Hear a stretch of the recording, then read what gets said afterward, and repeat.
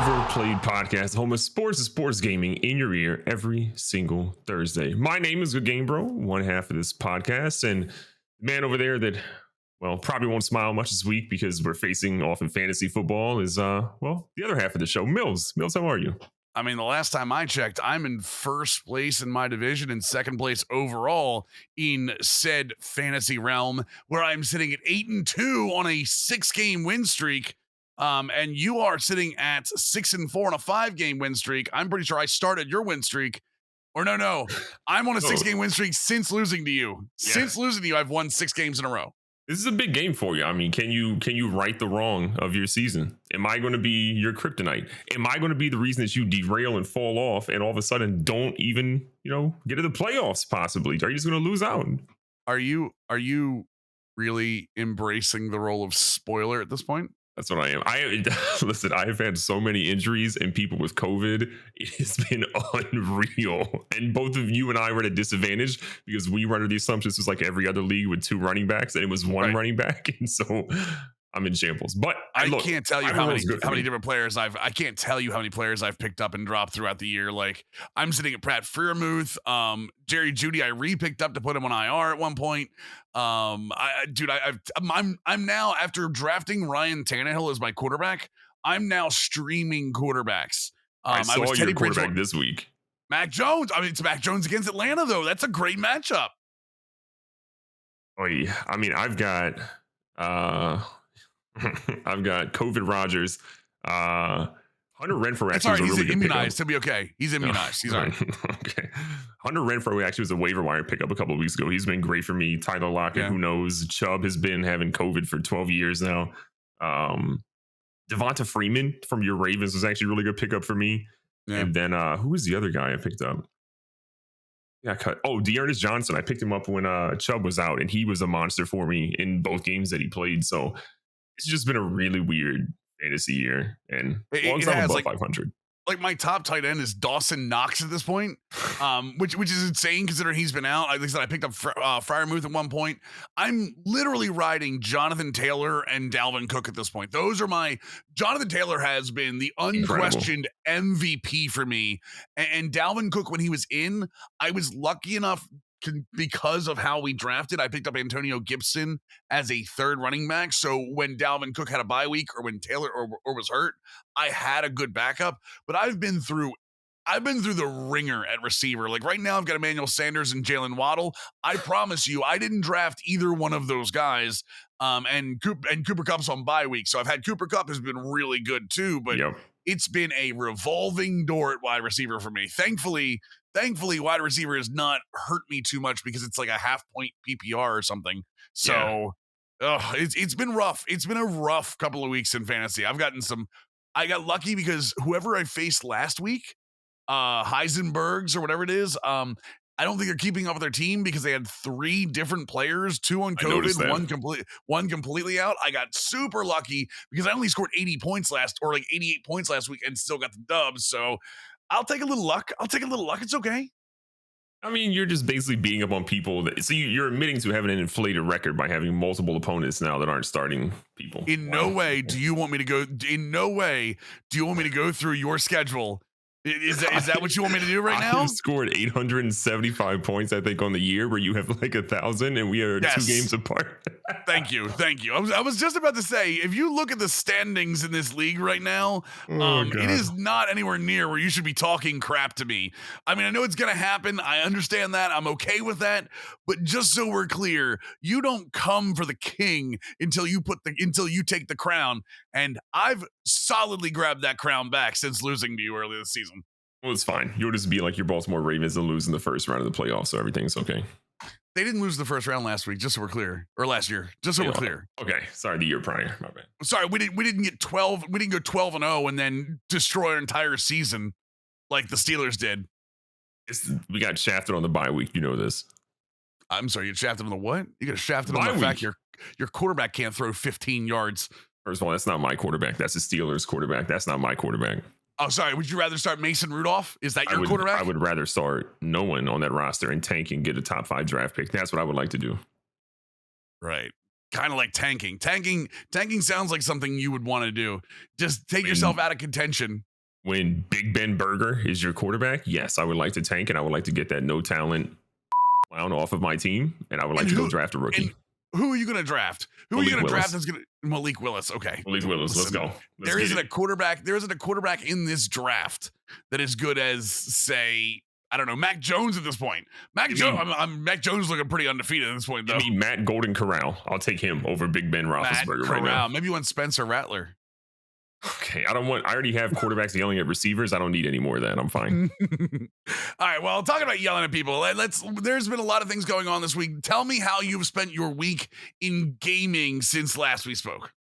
Halo dropped, and I've been all over Halo. Halo it has evoked two strong feelings out of me. One of those being undeniable love, because the gameplay is the best multiplayer shooter gameplay that has dropped in a very, very long time. Like, better than Vanguard, better than Battlefield, better than Warzone's gameplay, I think, in a lot of ways.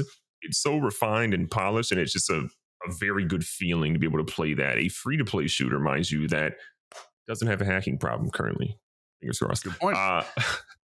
Hatred feeling, though, is how terrible the battle pass progression is, but they just have announced in the last 48 hours that they are looking into that. They just said today they're making some adjustments now to give you XP after each game. They're moving in the right direction, so they're going to make that better, but that's been my only real complaint. I mean, community manager came out and had like a whole long thread of, we're looking into this. We know that's been one of the biggest complaints. This is one of the nice things about them dropping it early and calling it the beta period or the early access period, because then once official launch hits, they can be like, okay, well, this is what we're really going to do. And this is something a lot of video games have started doing. Here's the early access period. This is what Fortnite is Fortnite still technically in beta, or they have full release it? It's still in beta because of Save the World isn't really anything. Right, exactly. So Fortnite is still technically in beta, so they can say, oh no, it's just still a beta. A lot of games do this at this point. Talking about something that might have needed a little more polish, but feels a lot better. I have been playing a lot of Battlefield. I've been doing much better. I think I'm completely addicted to Hazard Zone. So good. Which it needs a couple of tweaks, but it looks like it's getting a couple of tweaks on full launch. It looks like they're going to be having on the day one patch, they're going to be doing some things to it. It needs voice comms badly. Agreed. For those who don't know, Hazard Zone is a 32 player 2 to 4 man team where you go in, you get as many data drives as you possibly can, and you have to extract. So it has that Tarkov feel to it without maybe the hardcore bell curve to get into it. I've been having legitimately the time of my life just playing that Conquest. I feel like the gunplay, they've talked about getting away from the bloom that has been put into the game. Battlefield 5 didn't have this bloom. Bloom is when you aim your weapon down sights and it automatically gives a circle with not the recoil. There's an actual circle on the bullet fly. They've talked about possibly lowering that. They need to. I think Battlefield 5, while it had its problems, I think one of the strongest plays was its gunplay. And I think they've taken a small step backwards in Battlefield 2042 with this issue. That being said, Battlefield Portal is the best thing they've ever invented. They've ever brought in to anything. Being able to relive, I've already played Battlefield 2, Bad Company 2, almost one for one. It is such a refreshing feeling to be able to just pull pieces in and host your own servers and stuff like that. Although I have seen people not been able to host their server because they've been full, so they need to open some more stuff up for more players. Yeah, I've loved that too. I mean, Bad Company 2 is one of my top 3 shooters of all time. Like, I love that game.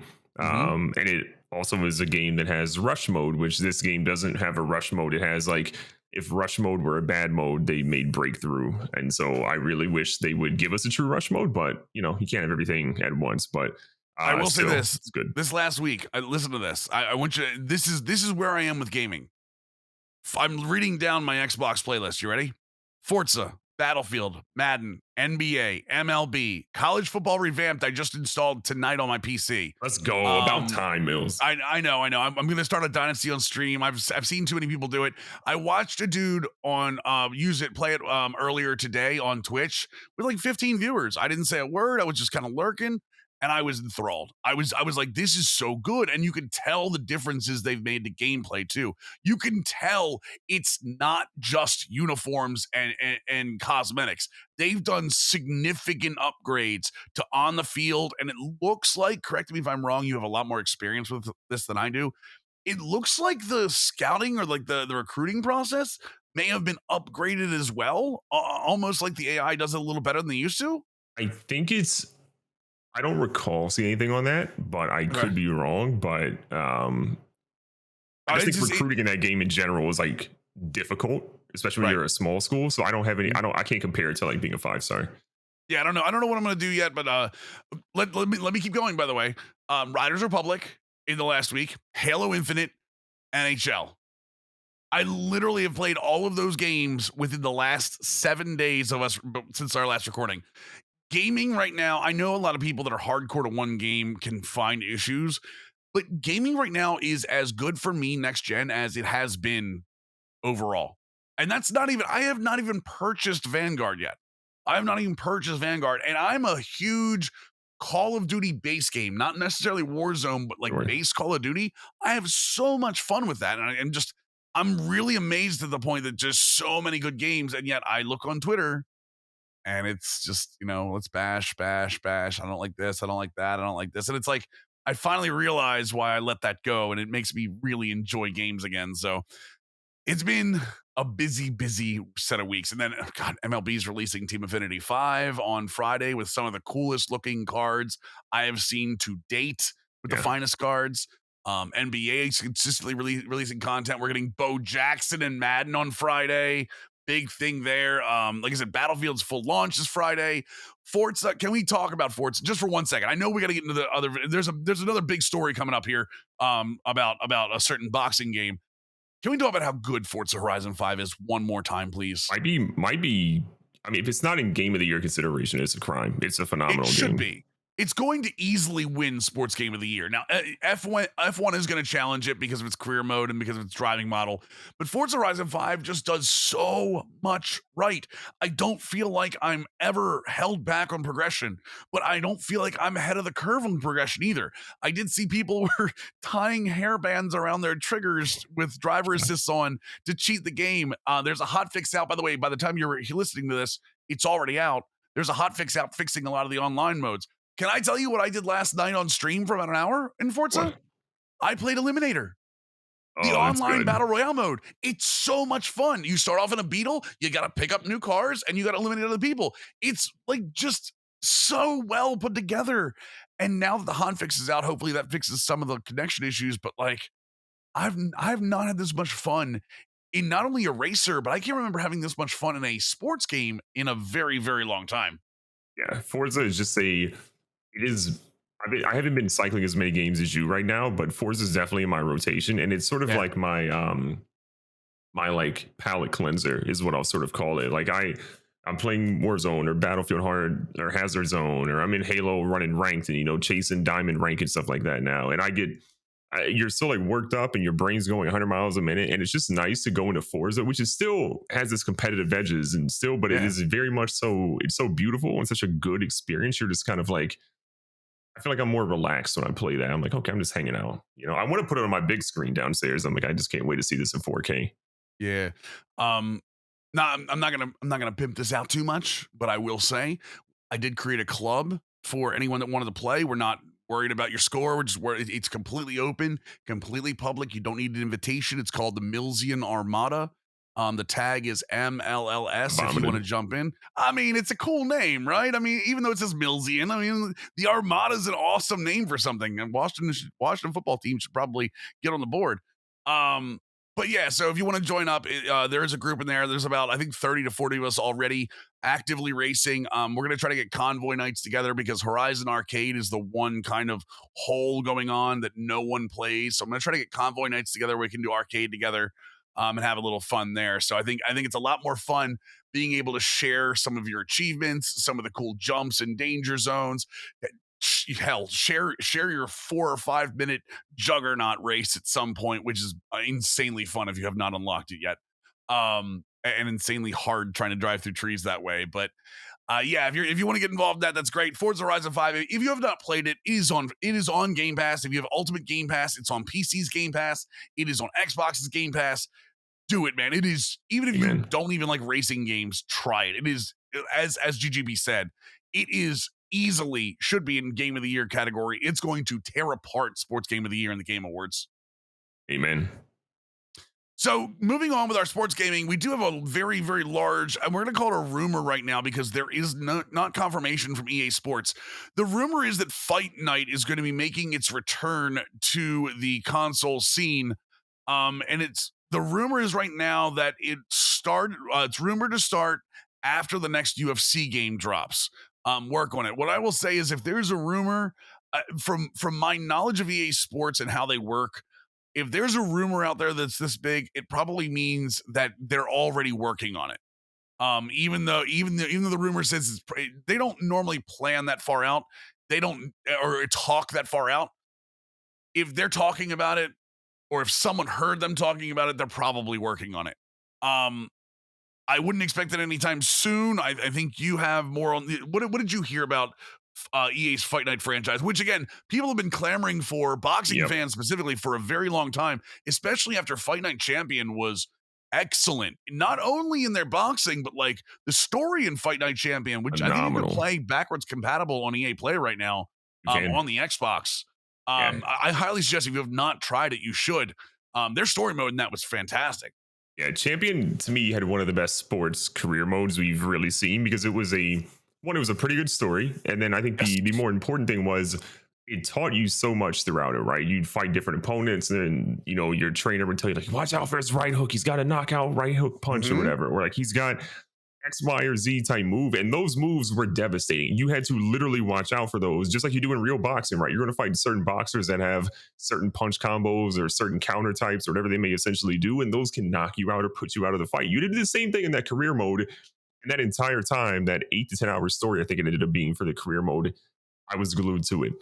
But a lot of rumors are coming around now that I've read a lot of different articles on sort of what's happening or what people are hearing or saying. And a lot of the conversation seems to be that they're trying to sort of figure out, like, okay, we want to do Fight Night, but they're trying to figure out timing for it. And there's sort of some work that's already started. But obviously, they've been doing UFC the past couple of years, and that's been a great iterative series for them. So the rumor is that they would, at some point, once they finish UFC, then they would move to Fight Night. So, I mean, you mentioned earlier, this is probably still a couple of years out at this point.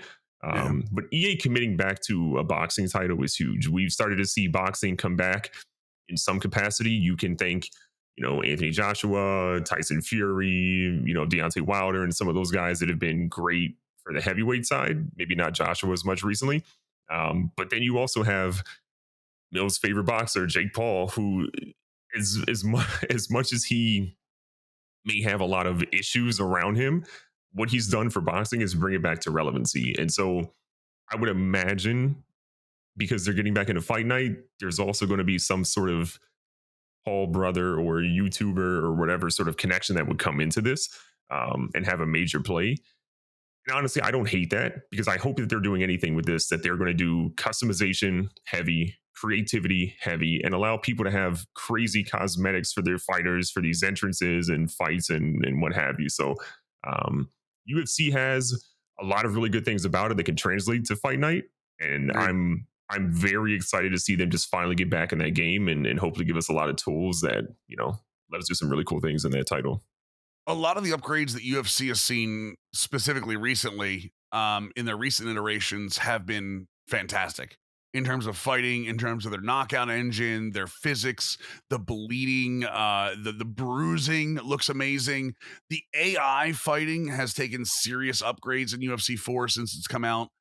Their career mode specifically, I think, has been super engaging in terms of, having that social media feel, having the training feel where you can actually develop a rivalry in training, or you can develop a rivalry in a particularly good match. I think they do that very well. And I think if they could add that to a Fight Night game, I think that would really push them, especially with the consistent news about, Esports Boxing Club coming out, or still in development, coming out soon. This is going to be really interesting to see, because Esports Boxing Club has a ton of boxers in it. Yep. I would expect for EA Sports to obviously, they're going to have to come close to that roster. I honestly, you're not going to have an indie game, and EA Sports is not going to bring itself back onto the scene, have an indie game step up next to it and go, well, our roster's better than yours is. You know that's not going to happen. I want to pitch something to you real quick, and I want you to tell me how you feel about this. The cover. Let's say this game. Now, we don't know who the big fighters are going to be in 2 to 3 years. Boxing regularly cycles through. So I'm going to use the fighters we know now, okay? The cover is Deontay Wilder, Muhammad Ali, and Jake Paul. I want you to take this seriously. I know where this is coming from, and I had the same thought about this. I started laughing about it. But if you want to really pull a massive audience to this game, Deontay Wilder and Muhammad Ali automatically give you that first boxing boost. Does adding Jake Paul to this cover, does that bring it down in your eyes? Or does it give that extra, like, hey, a lot, listen, let's just be fair. He's one of the biggest YouTubers. He's one of the biggest influencers ever. Okay. Including, and like you just said, he is one of the reasons that boxing is back in mainstream. People, now, granted, he doesn't actually box boxers, but he's about to soon, I think. Tommy Fury. I do like the fact that he wants to box somebody named T Fury after talking crack to Tyson Fury, and he's getting Tommy Fury in the ring because you know he's brother, right? Yeah, well, well, that's what I'm saying. You know, people aren't going to see Tommy Fury; they're going to see T Fury the way boxing promotions put it out.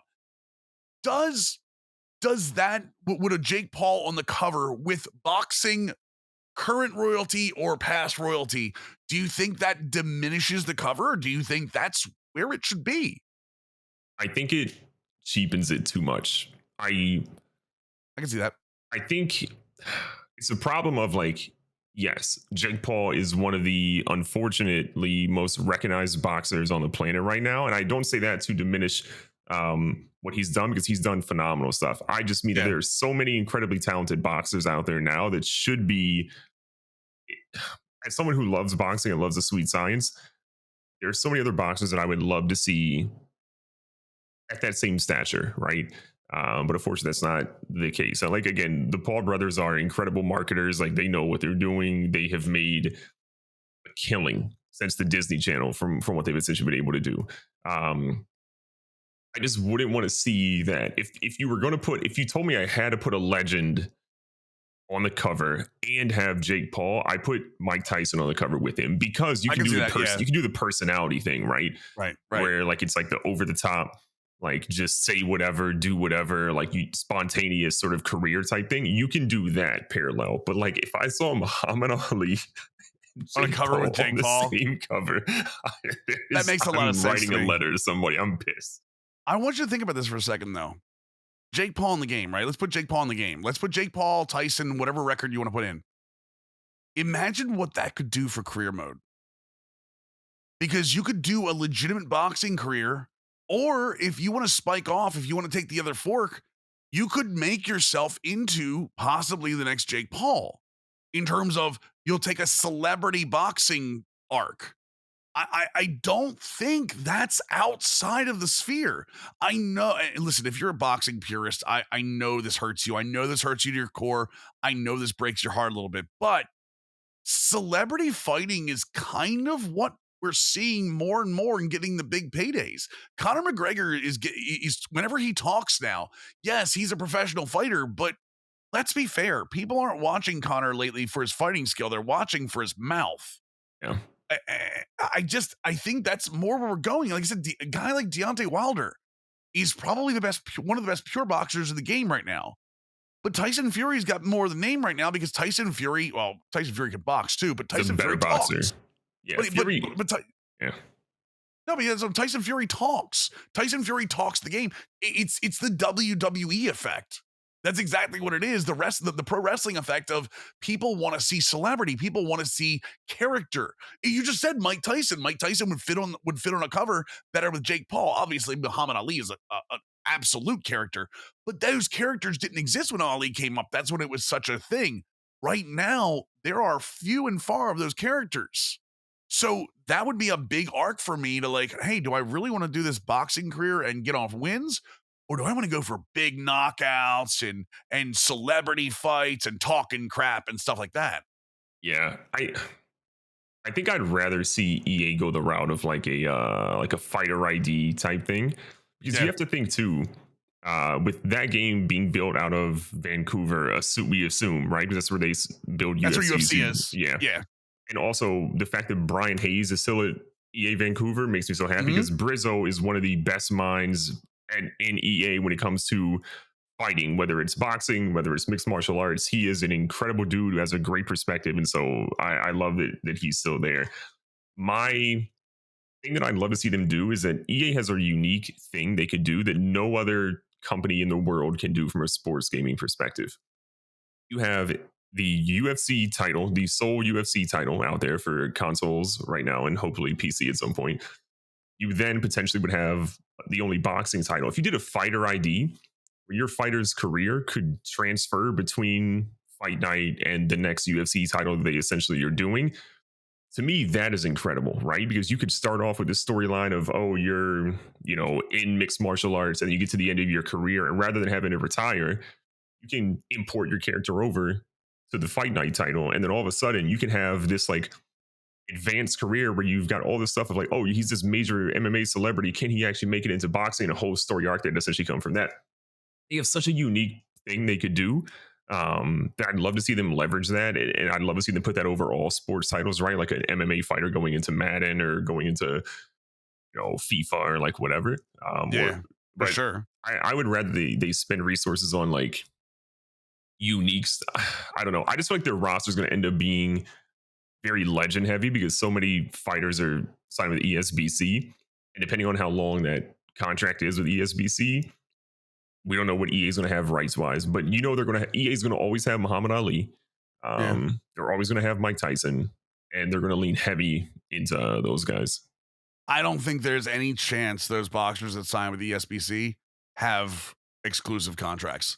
I don't think there's any chance whatsoever. You think? ESBC is a bit an indie title. There's no way they shell out the money for exclusivity. But we're talking about boxers who have Right. promoters and had dude. And it's a video game. I know, but maybe some of the indie guys. But can you imagine?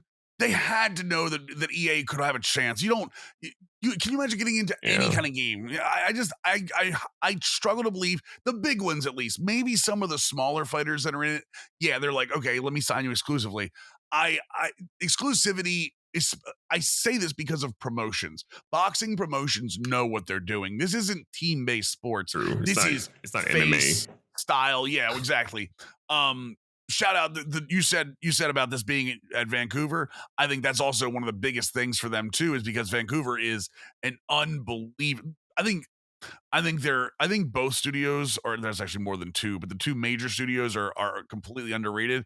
But when it comes to like fighting style games, I mean, the people they have up in Vancouver working on those games, shout out to Jeff Harrower, who's no longer there, but was excellent for them. And Jazz Brousseau is there. Like those guys know fighting. And too many names to go through, but that studio absolutely knows fighting. It showed in UFC 4. UFC 4 was universally praised for its fighting engine. I think they can do wonderful things if they get a chance to with Fight Night. And I have this same excitement that I have with the college football game.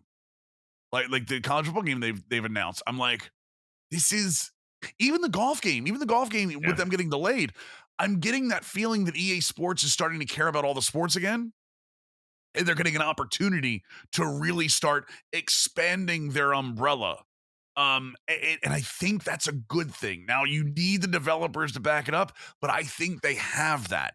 If they could have that development team that's on UFC going, UFC 1 year, this should be a biannual release, just so we're clear. It should be UFC 1 year, Fight Night another year, and they should go back and forth. And again, PGA is not. I don't think PGA is coming from Vancouver. I think PGA is from Tiburon. So again, this is different teams. So I'm super excited. And again, it's another boxing game, man. Like is you and I, but like, again, boxing purists, boxing video games have been frothing in the mouth for something like this for a long time. So here's hoping the rumors are true. Here's hoping it's closer to a year or two, not 2 to 3 years. Although we probably know better. Um, and we get the actual full Monty. Give me everything. I want to see. Give me that UFC 4 engine. Give it to me. They're going to be 2 to 3 years into the next gen. They're going to be full power. You can tell like I'm starting to get excited just right now talking about it. It brings joy to me that we're getting this. Yep. We're it's been a decade since Champion, so it's been way too long.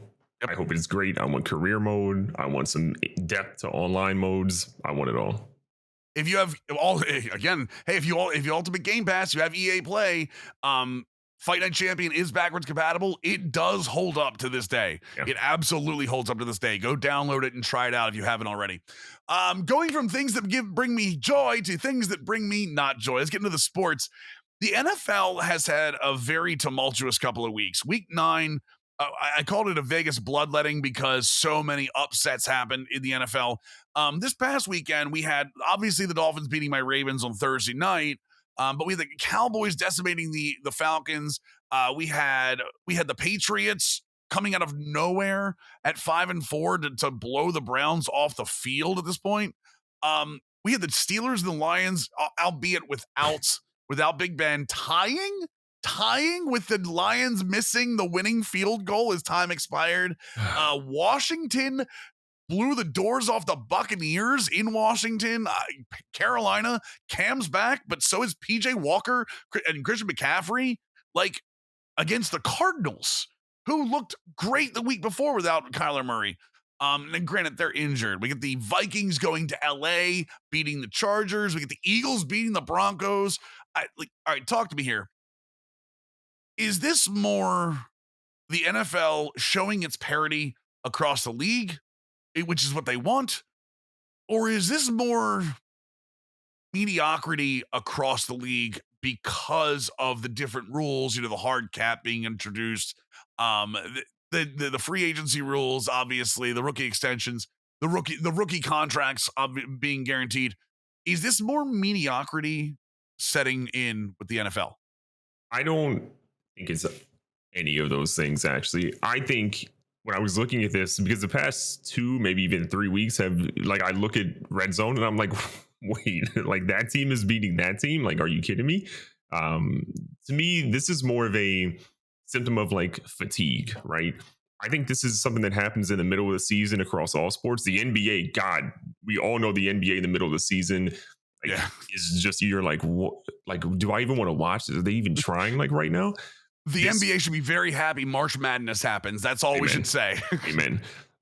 This to me feels like that period for the NBA where it's sort of like they're just past the middle of the schedule.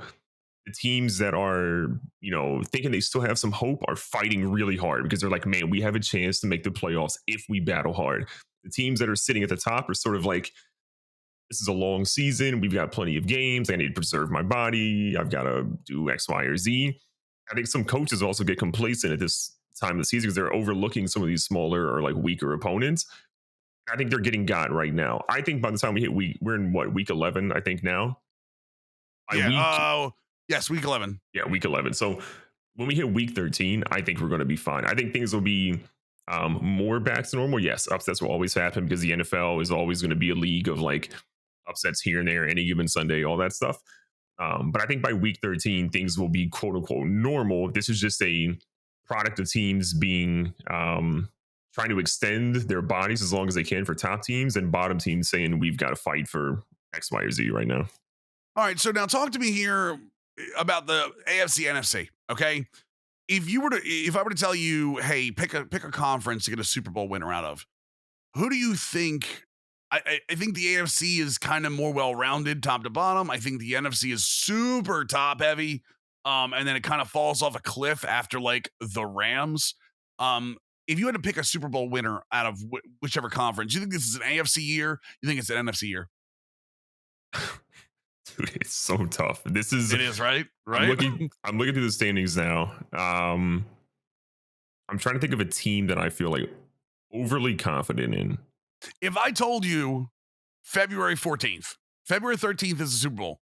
Yeah. If I told you that on February 14th, Bill Belichick was holding up another Super Bowl trophy, would you be surprised? I would ask you how he switched teams midseason. It's looking like he's doing that because they're 6-4 and they've got the same amount of wins as the Buffalo Bills. They've got the same amount of wins as the Buffalo Bills, the Baltimore Ravens, and the Kansas City Chiefs. The only team in the AFC that has more wins than the New England Patriots right now are the Tennessee Titans at 8-2. Yeah, I still don't believe in the Patriots because right now this is a incredible effort by the defense and an incredible effort by the offensive line. Mac Jones is one of the least pressured quarterbacks over the past couple of weeks during their winning streak in the league. And so I think that's helping them a lot. And look, you and I know one thing. Once it gets to playoff time, it's hard for me to bet on a rookie in the playoffs, even if it's with Bill Belichick. And Belichick is the top of he's up there with Mount Rushmore for the rest of everybody. But like a rookie in the playoffs going against defenses that are going to be blitzing in frigid cold weathers, especially if you have a game in New England that you're hosting, that's just tough. As good as Mac Jones has been, I just feel like there's going to be a lot of pressure coming his way soon. The New England Patriots are second in the AFC. Actually, I take that back. Tied for second in the entire NFL in point differential. It's unreal. At plus 98. And that's their schedule is they lost that first week to the Dolphins where everyone thought they were done. Won against the Jets, lost to the Saints and the Buccaneers. That was Jameis Winston Saints 28-13. Only lost to the Buccaneers 19-17.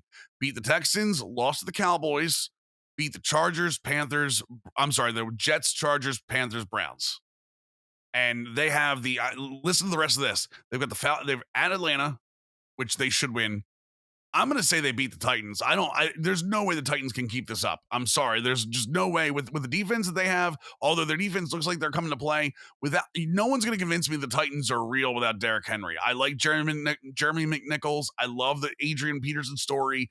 AJ Brown is an unbelievable, is wide receiver one. He's a top 10 wide receiver one.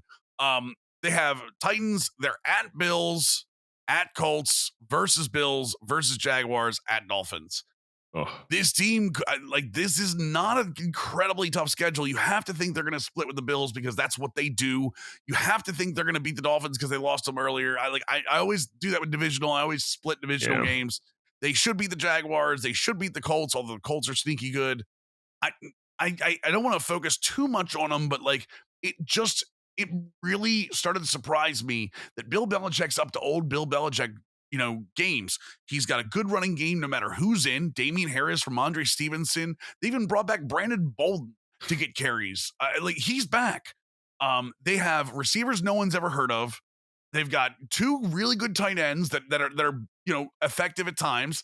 They have a fantastic defense that literally just pushes people around, which is what they're known for. Yeah. And they've got just some unknown quarterback that was drafted in the middle of the first round and honestly kind of forgotten about by the middle of the first round because of names like Trevor Lawrence and Zach Wilson and, just go down the list, Justin Fields, and Mac Jones is looking like the cream of the crop right now.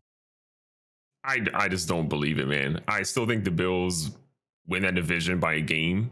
If I'm picking a team out of the AFC, I still feel like the Bills are the team that I can probably count on the most. And if I'm going out of the NFC,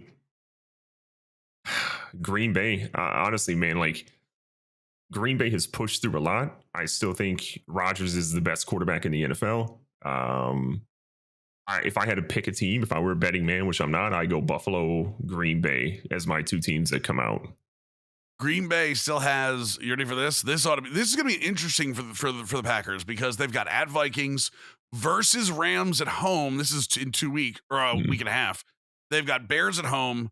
They've got at Ravens, which ought to be interesting. They've got versus Browns in Green Bay, versus Vikings in Green Bay, and then at Lions. I mean, they could very easily run this table if they beat the Rams.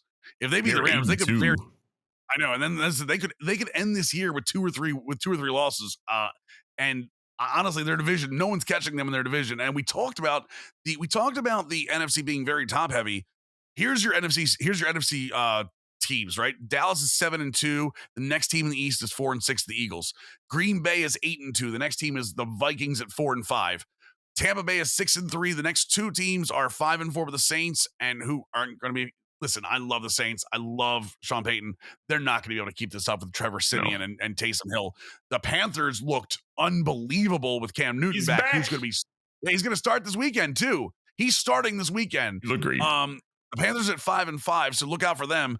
But they got the Cardinals at 8-2 and the Rams at 7-3, and the closest team behind them is the 49ers. Right now, if I gave you 3 wild card teams, it would be the New Orleans Saints, the Carolina Panthers, and then pick your 4-win team. Like, this is how bad that is. The Dallas Cowboys would get, or it looks like the Green Bay Packers would get the bye right now. But then immediately after that, so would whoever the 2 seed is, because they'd be facing off against maybe the 49ers.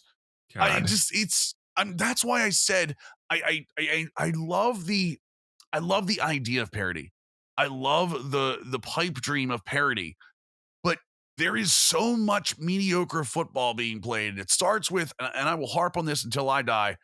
It starts with Thursday night football. Oh dear Thursday God, night football is, and people, I saw people on Twitter being like, Thursday night football has been pretty decent this year. Do you watch? Just because the scores are up doesn't mean it's good football.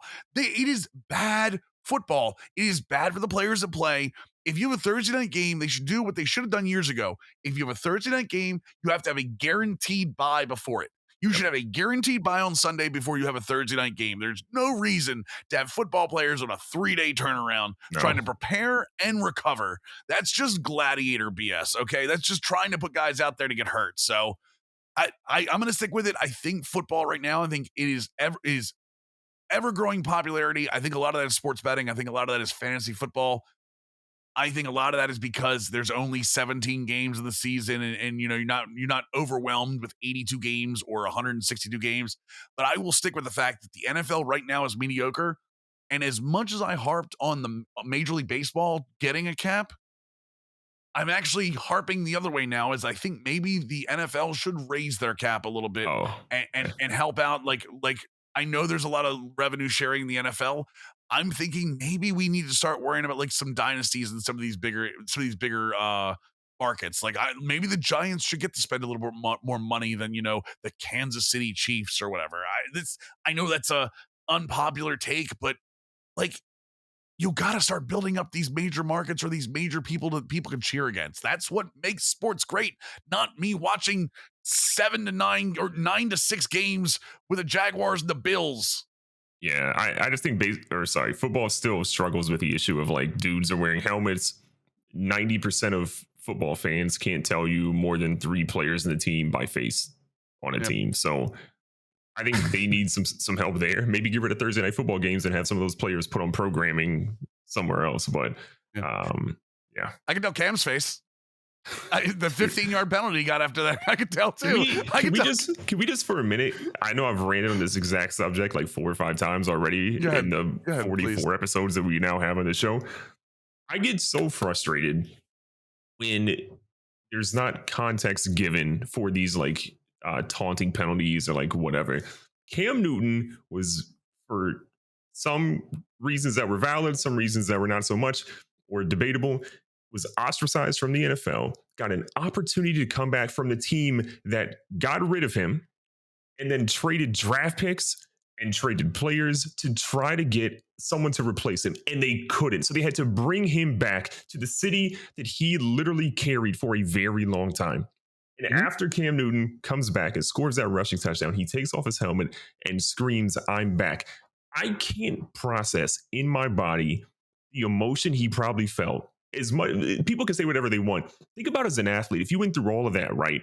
And behind the scenes, you were rehabbing your body because even though you've taken all these hits, your shoulder, your knees, whatever, you're fighting and you're saying, "I still got it." And everyone's saying on TV, "Cam's done. He doesn't have whatever. He can't do this."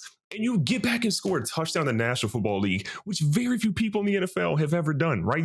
I'm sorry, in the world have ever done, not in the NFL. Yeah. So you do all of that. You take off your helmet, which I get is somewhat of a risk, but he's out of bounds. Okay, he's fine. And he screams, "I'm back." And they're like, you're taking away the fun from sports. And I get that you have the penalty and players should abide by it to a degree, but stop being some sausage finger Mervins and let players express themselves in a way that is going to be okay and not damaging to somebody else. That's my soapbox. I agree with you because he wasn't like yelling, "I'm back" at the other team. It's not like he was taunting at other players. Oh. Like, I think they should be able to pull their helmets off. Like, I'm back to the day where Joe Horn should be able to put a phone under the field goal post and use that. Playing with the pylon. Like, yeah. yeah. Let them have fun. But you know what it is? I told you last week, all the coaches stepping up going, no, the taunting penalties that they're calling now. This is my Mike Tomlin. No, the taunting penalties they're doing is completely fine. Completely fine. It's okay. I was also the guy that stepped down the field and tried to trip Jacoby Jones, by the way. Okay, you're mad. Okay.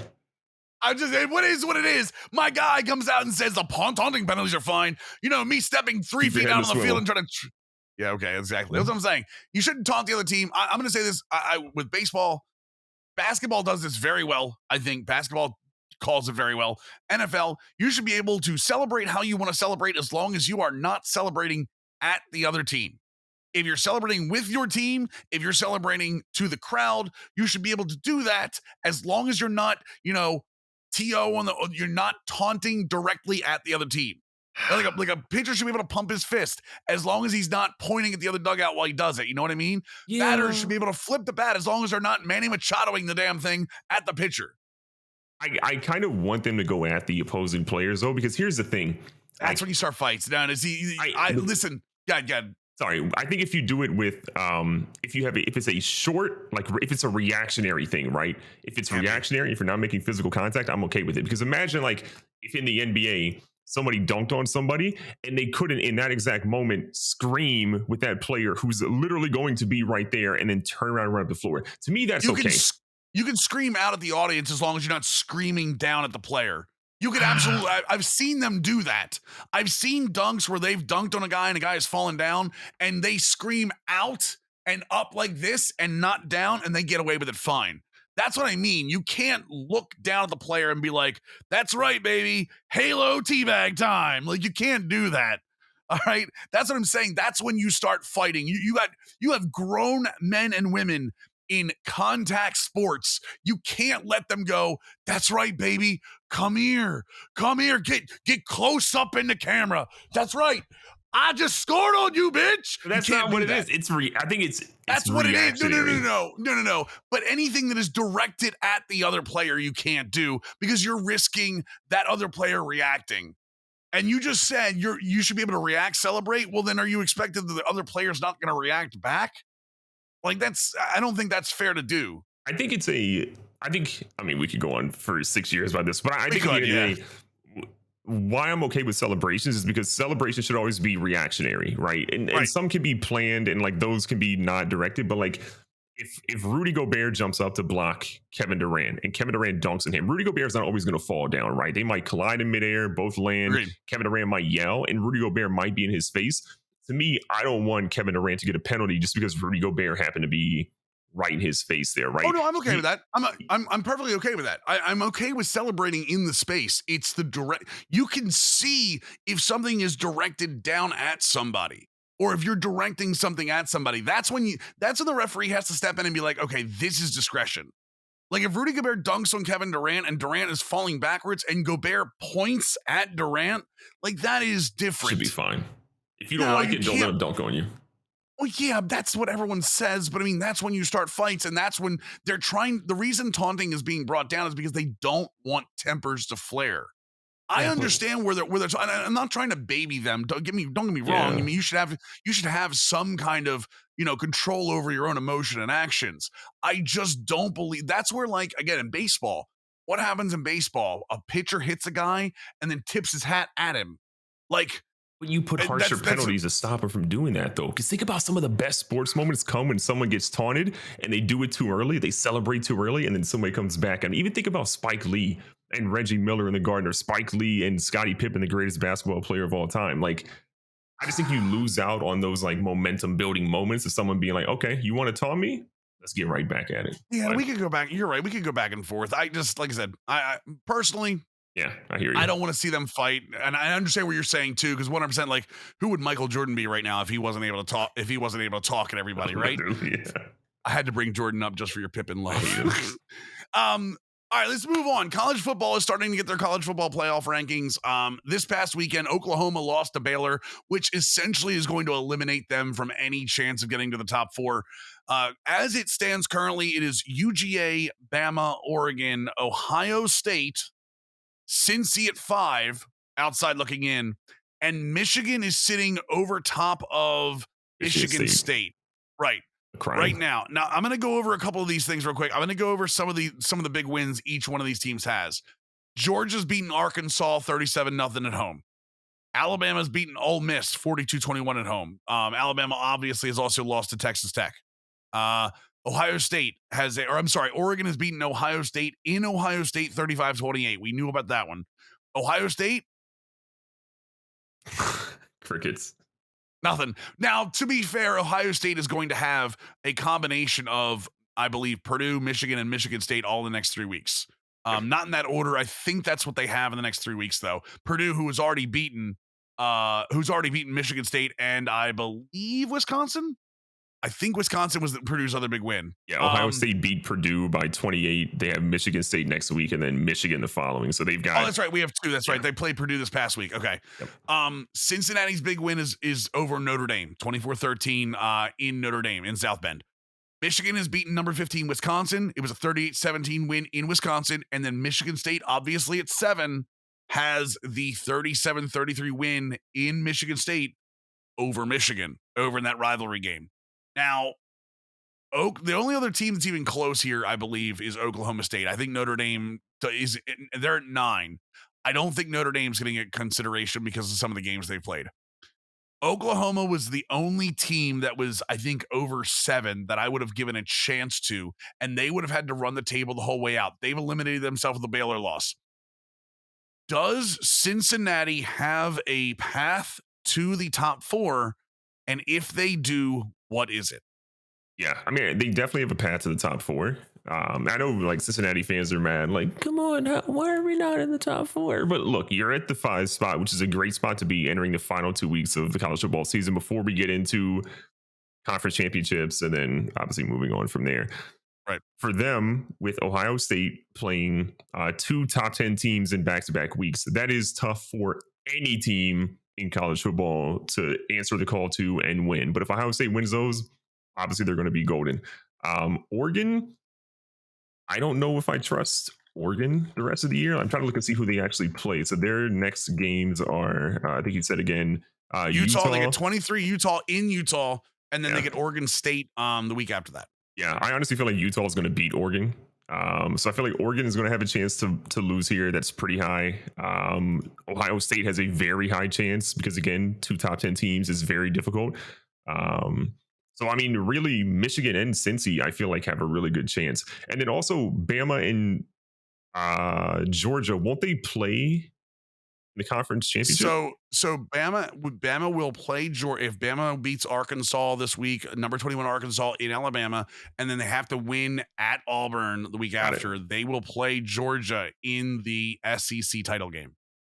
But I don't think there's a way that no matter who loses that game, I think they're both, unless one of them gets blown out by a stupid margin, right? I don't think we're going to see either one of those teams essentially move out. So yeah, I mean, I think Ohio State obviously could drop out, which gives Cincy an opportunity.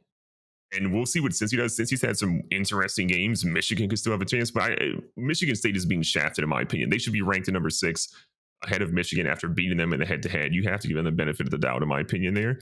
So I'd be upset if I were them still over that. I think the biggest problem right now is Michigan State has a loss to Purdue. I think that's because Michigan's loss is to Michigan State. I understand the head-to-head vibe of that, but Michigan State losing to Purdue, who jumped into the top 25 and now they're back out of the top 25. I think that's the biggest problem. If Michigan State beats Ohio State and then Michigan beats Ohio State, this thing gets really convoluted very quickly. Sure. I'm gonna give you a scenario here, because the way the end of the schedule is the next 2 weeks, I don't think there's a way Cincinnati can sneak in, and here's why: unless Alabama loses 2 more times, and that means they lose to Georgia and they lose to possibly Arkansas or Auburn. Okay, if Alabama has 2 losses, they're in. I think Georgia's already in, unless Georgia, just completely falls apart. They've got I don't even know the logo of this one. I think it's Charleston Southern. They got Charleston Southern. They got Georgia Tech. They're not losing either one of those games. It's a paycheck game. If Georgia loses to Bama in the championship, it doesn't matter. They're still going to be in the top 4. I'm not going to go number 1 through 4, top 4. Unless Alabama loses more than once on the way out of here, so they have to have more than 2 losses, they're top 4. If Ohio State loses, it has to be to Michigan State or Michigan. That's the problem for Cincinnati right now, is that I don't think teams are going to if Michigan State beats Ohio State, they're still 1 loss, right? And then they have Penn State, who's been, pretty bad this year. They beat Maryland. I don't think that means a whole lot, and then Michigan's got Maryland and then OSU. So if Michigan State beats Ohio State, I think they jump into the top 4 and Ohio State falls out. If Michigan beats Ohio State and Ohio State beats Michigan State, then I think Michigan jumps in over everybody. I don't think Cincinnati has a path, and then if Ohio State beats both of them, then Ohio State stays in. I think I will give the one path Cincinnati has is Ohio State wins both and Oregon loses. Oregon has to lose to Utah or to Oregon State. I think that's the only way they get in. The only way they get in is Oregon has to be the team that loses, because that Big Ten mashup of Ohio State, Michigan, and Michigan State, I think they're taking one of those spots just based on the final 2 weeks being the fact they're playing each other. So Cincinnati, I know. Listen, if you're a Cincinnati fan, I know you feel like you're getting shafted, and I don't know that we can always agree with how the college football playoff rankings work, but. I'm sorry, this is your schedule. Miami of Ohio, Murray State, Indiana, Notre Dame. There's your top 10.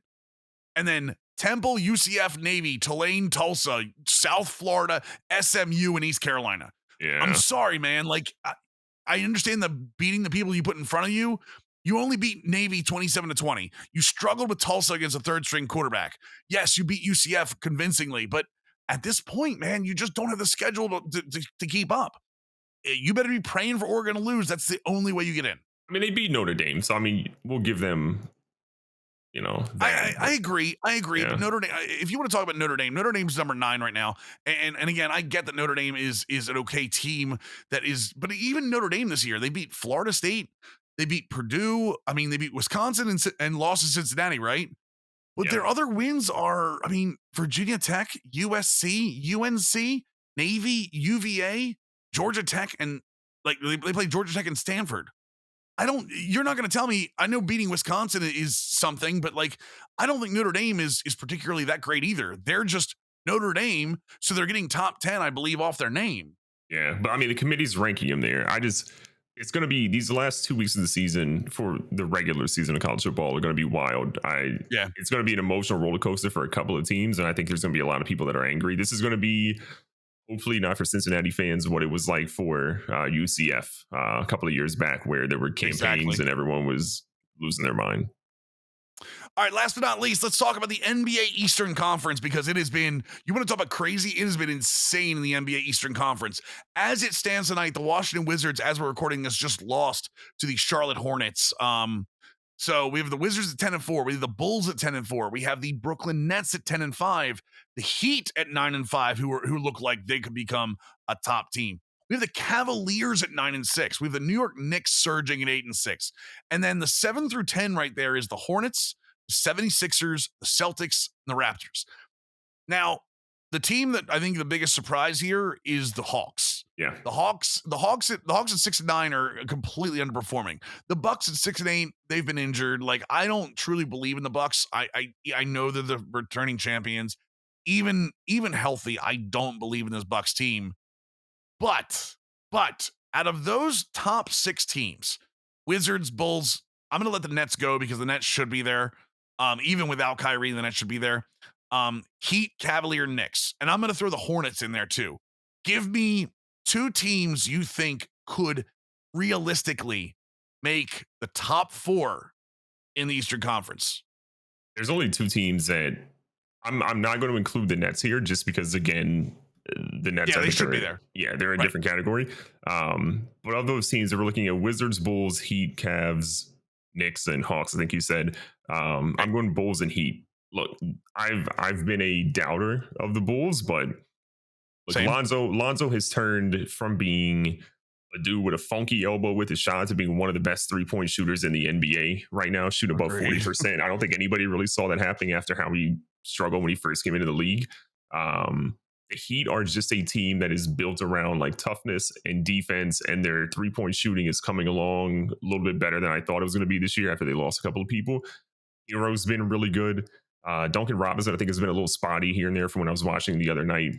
Jimmy, I always bet on because that dude rattles a team like nobody else. So I'm always going to bet on the Heat. And I think the Bulls might be legit. The Bulls don't even have Vucevic, I think, right now. No, they don't. Yeah, so that's going to be interesting to see how they. Maybe it's an easier question to answer. I want to see Vucevic back in the lineup for them to see really how they play or how that changes or doesn't change them. Their half-court offense should be better when he's back in, but I do not believe DeRozan is playing like Raptors DeRozan. He is absolutely. He's been fantastic to watch. Zach LaVine has played really good, but he's still I believe in Zach LaVine. I called him a sleeper superstar I think 2 years ago, but he still makes some weird decisions, I think, in crunch time that I think will get better. Having a guy like DeMar there, I think is going to help him out a ton. But if Levine learns to trust those guys a little bit more in crunch time, that team is going to just be unbelievable. It's kind of crazy because DeRozan's doing what he's doing, and he's playing the 4 doing it. So weird. Like they're running DeRozan and like they've run Caruso at the 4 this year. Yep. All of this because of the Patrick Williams injury. The thing that worries me and will continue to worry me about the Bulls is depth. I love Caruso. I think Caruso is kind of like the steal of the offseason when it comes to bench players with the way he's playing. Obviously, Zach LaVine with his thumb getting healthy. Vucevic has to be on the floor, but I mean, after that, even when Vucevic is back, you've got Derrick Jones, Kobe White. I mean, after that, it gets really, really thin for them. I do think they're going to be a playoff team. I don't think they can keep up the fourth, the top 4 seed they're doing right now. If I had to pick 2 here, I'm going to pick the Knicks first of all, because I do think that, and again, you agreed. As much as I've hated on the Knicks, as much as I've hated on the Knicks over the years, as much as I hated on the Kemba Walker signing, right? This is like an Aaron Rodgers size turnaround for me. Kemba Walker and Derrick Rose are working. Derrick Rose is in the perfect position for himself, and that is coming off the bench as the scoring spark. When he comes on the floor, that team changes gears in the best way possible. I do think that the Knicks are incredible. I think we're going to start to see the Cavaliers fall now. Evan Mobley with I think it was an elbow sprain is out 2 to 4 weeks. We're really going to start to see that because that's what the energy has been in Cleveland. Is Rubio's been amazing. Mobley's been fantastic. Sexton when he's on the court is good. So like that mesh is going to take a real step backwards. And without Mobley, I do think they take a step backwards as well. Even with Jared Allen, like I think they're good. I don't think they're great. I think they're maybe a play-in team by the end of the year. I think we both think I don't believe in the Bucks, but I do think they're going to get into the playoffs. Right. I think this is with Lopez. When Lopez is back, Middleton's back. Drew Holiday, one of the best floor defenders. I'm going to make a case for the Washington Wizards. And this is why. If this was Scott Brooks leading this team, I would be like, nah, this is bullcrap. They're not going to keep this up. This team is different defensively. Denny Avdija has been unbelievable growth on the defensive side. He has become the guy they put on the other team's star to shut them down. He's a tall dude. Trez, I know. Well, he's lanky but he's physical, and he's starting to get aggressive on the offensive side as he's starting to feel better in that offensive flow. Trez Harrell has been a godsend. He's been kind of like for the inside, the spark they need on the inside, on the rebounded side. They need another big. They need Gafford to really play up for them. But Beal is looking like the best shooting guard in the league, just in general. And I do think Spencer Dinwiddie is working for this team. The team is gelling. And if this was Scott Brooks, I don't say this. Wes Unseld Jr. has changed how things work. Brooks never called on the floor. Brooks never changed on the floor. Brooks changed in timeouts.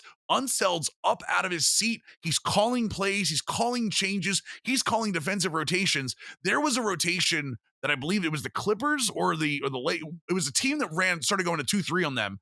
I watched it happen live. I watched Wes Unseld stand up, call a play. They immediately did a front fence screen on the top where they had Trez come up, screen the wing. The wing came up, screen for Dinwiddie, and Dinwiddie went literally right down the middle. They came back down again, and Beal did the exact same thing.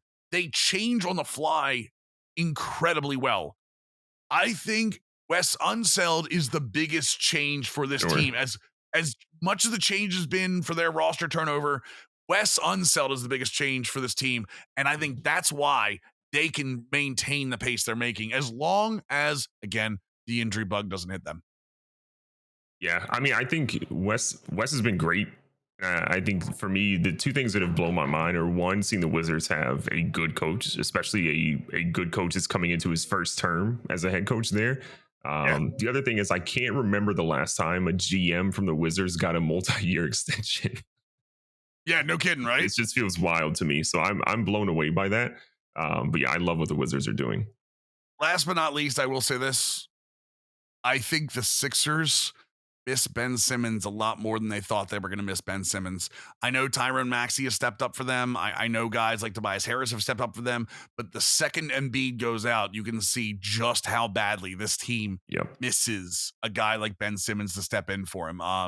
They're on a 5-loss streak right now without Embiid because of COVID restrictions, and he does have an injury history for later in the season. So matter of fact, the first game he missed for COVID, he was going to be resting his knee that night. I believe that was the night against the Knicks that they lost 103-96, and they didn't even look competitive against the Jazz.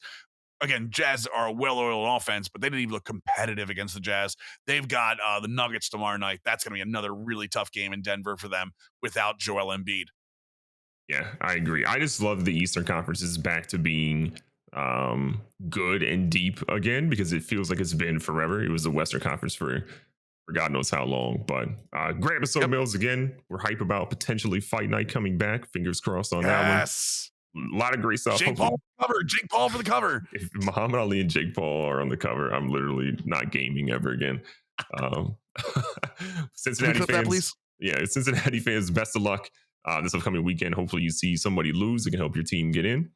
But yeah, it was a great episode, Mills. We'll be back next week with another great episode. If you haven't already, leave us a 5-star review. We'd love it.